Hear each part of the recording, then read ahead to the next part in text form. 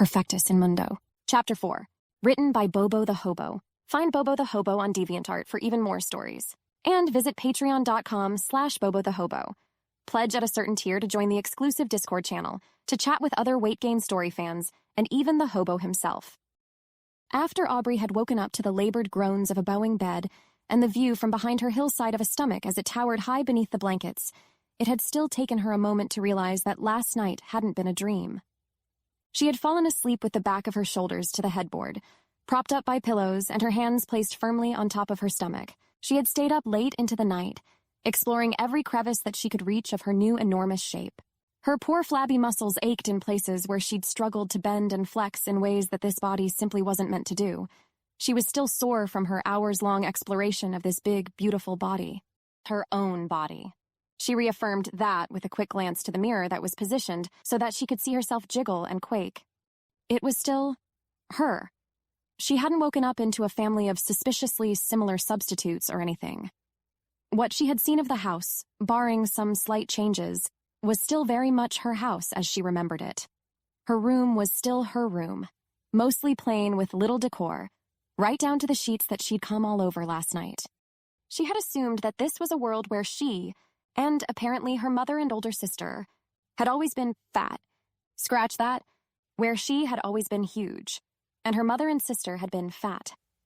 But the reality of it all was a far sight more complicated than that. It had been her hunger that had coaxed her out of bed. Despite the vigor with which she felt, fondled, and fingered her suddenly supersized shape, she was quickly overpowered by said shape's innate desire to eat.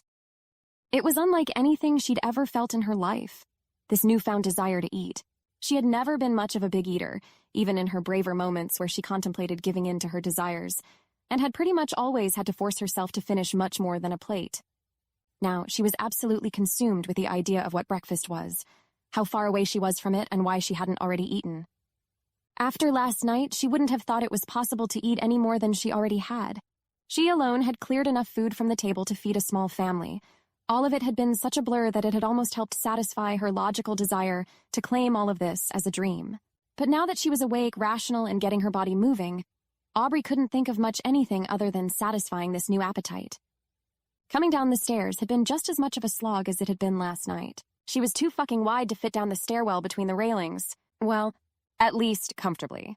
Now that she knew why she had suddenly been having so much trouble with it, she was immensely more comfortable with the problem than she had been before. It was annoying and a little uncomfortable, but she'd be willing to deal with it. For now. Good morning, Aubrey.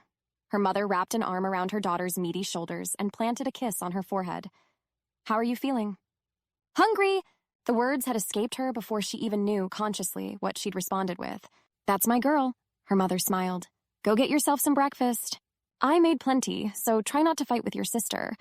Even at a hastened pace driven by a desire to indulge herself in breakfast, Aubrey could manage barely more than a lumbering trot towards the dining room.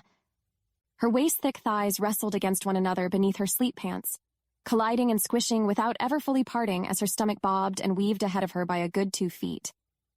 The sensation would have been exhausting to anyone else, and to Aubrey, this foreign feeling would have otherwise been oddly arousing.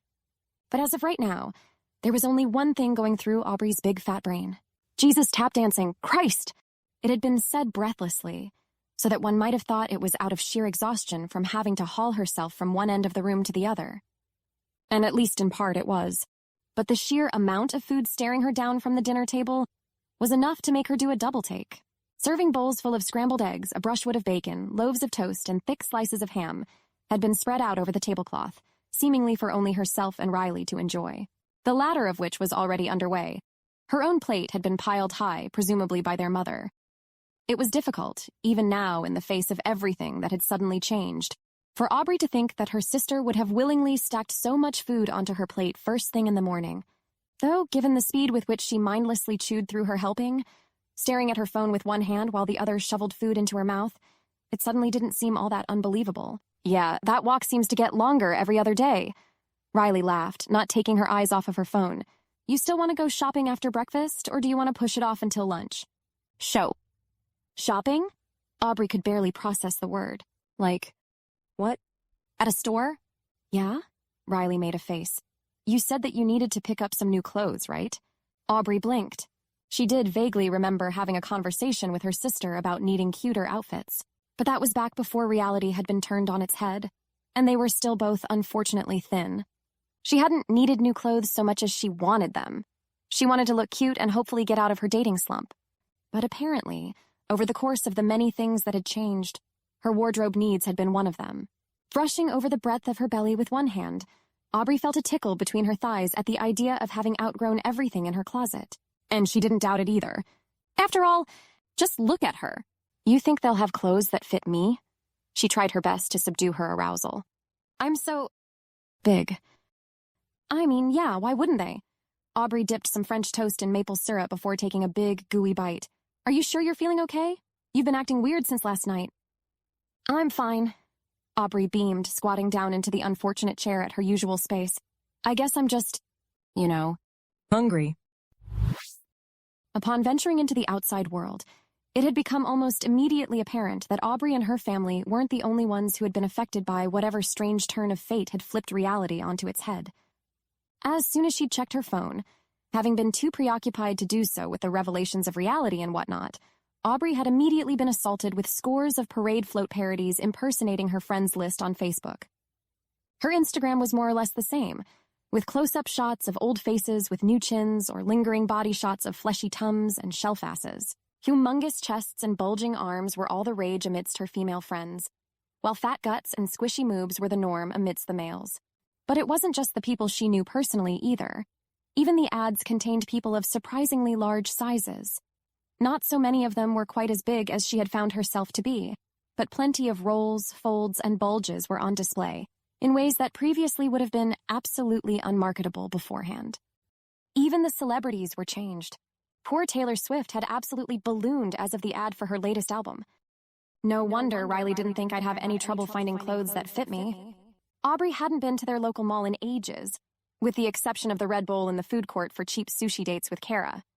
The fact that they went deeper inside than the food court rotunda was downright odd, even discounting the scores of fat men and women that had cropped up seemingly overnight. But now, it was outside of her house that some of the changes had become more apparent. Moving sidewalks? She said out loud, like in airports. Yeah, you fucking weirdo.